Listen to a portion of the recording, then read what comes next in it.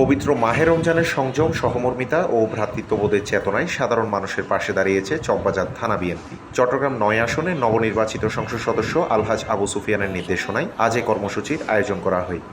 মানবিক এই উদ্যোগ বাস্তবায়নে সার্বিক সহযোগিতা করেন চট্টগ্রাম সিটিজেন্স ফোরামের সভাপতি ও চকবাজার থানা বিএনপির সাবেক যুগ্ম সম্পাদক আনিসুজ্জামান সাইমন। সেহেরি ও ইফতার সামগ্রী বিতরণ অনুষ্ঠানে সাধারণ মানুষের হাতে তুলে দেন চকবাজার থানা ছাত্রদলের সাবেক প্রতিষ্ঠাতার সভাপতি নুরুল আলম শিপু।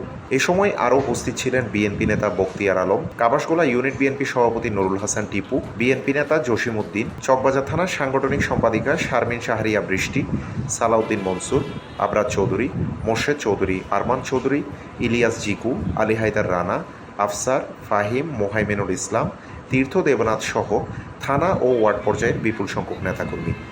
বিতরণকালে নুরুল আলম শিপু বলেন, চট্টগ্রামের মাটি ও মানুষের নেতা এবং চট্টগ্রাম ৯ আসনের নবনির্বাচিত সংসদ সদস্য আলহাজ আবু সুফিয়ানের নির্দেশে এই মানবিক কার্যক্রম পরিচালিত হচ্ছে। তিনি জানান, মাহে রমজান জুড়ে চকবাজার থানা এলাকার বিভিন্ন গুরুত্বপূর্ণ পয়েন্টে নিয়মিতভাবে সেহেরি ও ইফতার সামগ্রী বিতরণ কর্মসূচি চলমান থাকবে। রমজানের তাৎপর্যকে সামনে রেখে এই ধরনের সামাজিক ও মানবিক উদ্যোগ স্থানীয় জনগণের মাঝে ইতিবাচক সাড়া ফেলেছে বলে সংশ্লিষ্টরা জানান।